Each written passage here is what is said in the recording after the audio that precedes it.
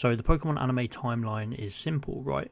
We follow Ash Ketchum through his journey from Kanto to becoming world champion. That's it. Okay, but then there's also the movies. Some of them are canon, some of them aren't canon. Then there's also a whole other section of movies that have a different version of Ash. Okay, but there's also Pokémon Horizons, which we still don't know if it's in the same timeline as Ash. Then there's the whole thing of Ash still being 10, so the anime is in a floating timeline, but then if it is in a floating timeline, how the hell has Burnett conceived a child? Pretty sure that takes 9 months. So as you can see, the anime timeline on paper is straightforward, but really it's not. So I want to dive into why the Pokemon anime timeline and the continuity in general is pretty confusing. So from the start, the Pokemon anime was kind of loose on time passing.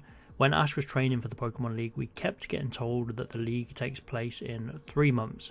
Ash has 3 months to train. This is evidence of time passing and the anime not taking place on a floating timeline. And for example, the floating timeline is a show where time never really progresses, like The Simpsons. Been running for nearly 40 years and no one has aged, similar to Ash Ketchum, who was around for over 25 years and never aged himself. But early on I think they were unsure if they wanted to go this route because there was clear mentions of time passing. And I also want to tie in the continuity of the Pokemon anime because that is very important to all of this. So for me, the original series up until Diamond and Pearl is all one very simple to follow timeline and continuity. Ash gains a lot of experience, grows on his journey, remembers everything he's done and that has come before. He's clearly the same character who has developed over the years. For me, this is my favourite period of the Pokemon anime, but then a little series called Black and White comes along and changes everything.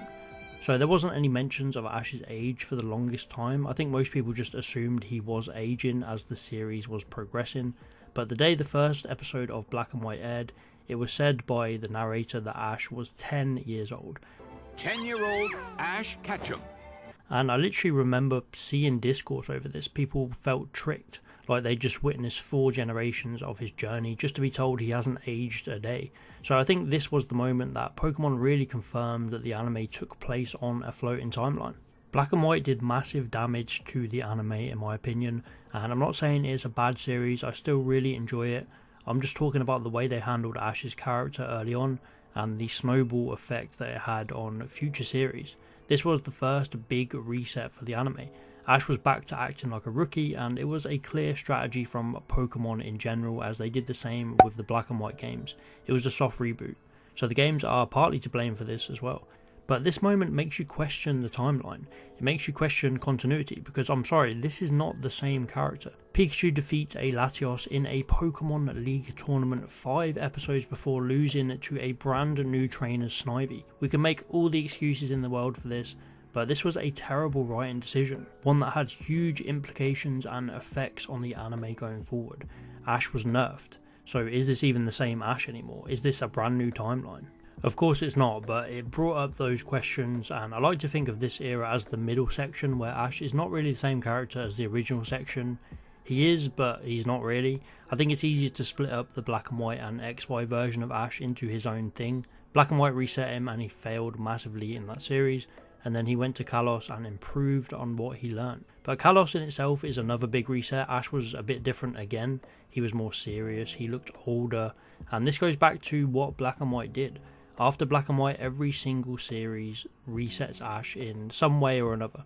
We no longer had the seamless transition we had from the original series to Diamond and Pearl. And continuity in a cohesive timeline is always a big deal. These characters have to feel like the same people, and as we slowly progress through the anime, Ash stopped feeling like the Ash that I personally grew up with, which is also fine because he becomes more of a character, he becomes a symbol of the Pokemon anime, someone that they keep around that other generations can grow up with as well. We then got to Sun and Moon, and it's an even bigger tone shift, the biggest one I'd argue, from Ash's stoic, serious XY design and character to a brand new art style, a lighter tone. Everyone went crazy, the most discourse we've ever seen in the Pokemon anime. This was a bigger reset than Black and White was. Again, I'm not saying this is a bad thing at all. Sun and Moon is one of the best pieces of Pokemon media we have. The series is beautifully written, has amazing battles and rightfully loved and got the respect it deserves now. But by this point it's so disjointed, we're supposed to believe that this version of Ash is the same guy who started off in Kanto. They feel like hugely different characters.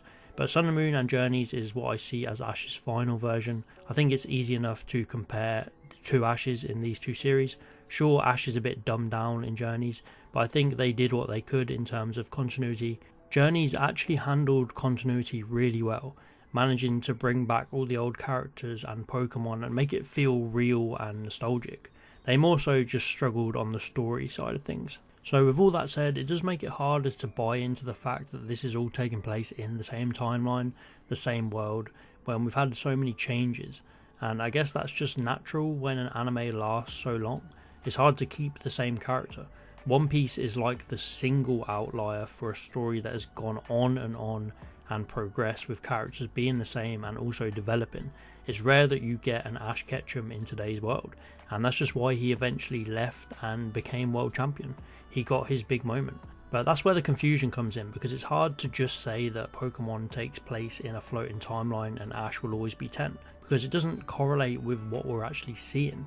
So all of us, we've witnessed his growth and his journey. We've seen 3 months of him training for the Indigo League.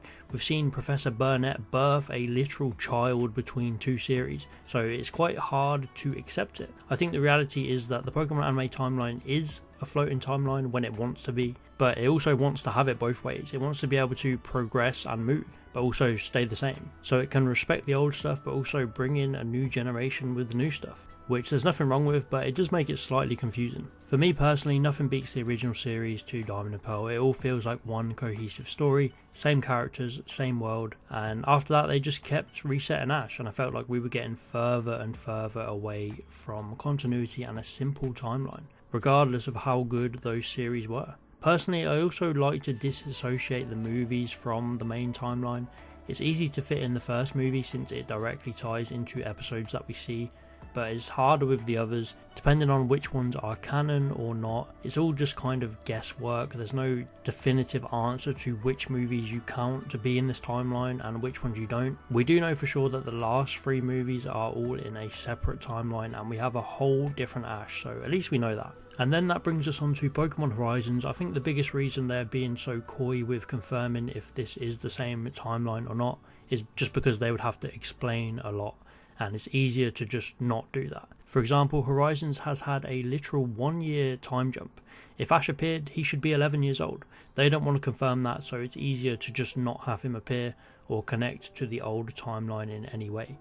We've had small hints. We saw Steven Stone, but he's an adult character who's really easy to have come back. He wouldn't look different over the course of a year, so it still doesn't really confirm anything, but just gives us more questions, if anything.